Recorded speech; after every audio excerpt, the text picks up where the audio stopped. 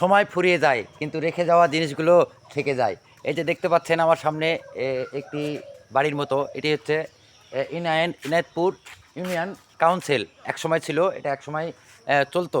এটা কিন্তু মাটির কারুকাজ দিয়ে তৈরি করা পুরোটাই, অনেক সুন্দর জিনিস। এরকম মাটির বাড়ি কিন্তু এখন আর দেখা যায় না। তো যাই হোক, আপনাদেরকে একটু দেখানোর জন্য আমি ভিডিওটা চালু করলাম, ক্যামেরাটা চালু করলাম। এটা একসময় ছিল আমাদের ইউনিয়ন পরিষদ। তো এখন বর্তমান বন্ধ হয়ে আছে, অকেজো হয়ে বন্ধ হয়ে আছে। তো দেখি আসলে এখানে ভিতরে কি কি আছে। আমার মেয়েটাকে নিয়ে যাই হোক ঘুরতে ঘুরতে এদিকে চলে আসলাম, এসে দেখতে পেলাম। তো এই কারণে তালাবদ্ধ হয়ে আছে ঘরটা।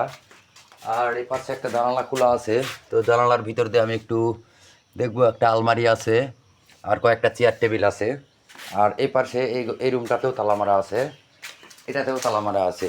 তো তালাবদ্ধ হয়ে আছে। এই যে দেখেন, আমাদের পুরাতন সেই ইউনিয়ন পরিষদ, যেটা এখন নেই বললেই চলে, এখন আর দেখাই যায় না।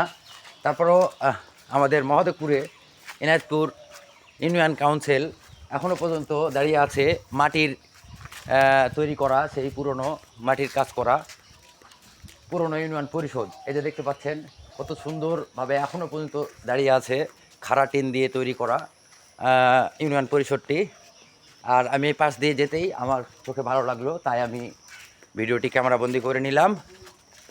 এই যে দেখতে পাচ্ছেন কত সুন্দর। যাই হোক, সবাই একটু দেখা হলে এক কাপ কফি কিনে খেয়ে বাবা মেয়েটাকে সহযোগিতা করবেন, আর ফেসবুক প্ল্যাটফর্মে একটু সাপোর্ট করবেন। ধন্যবাদ সকলকে। আসসালামু আলাইকুম, আল্লাহ হাফিজ।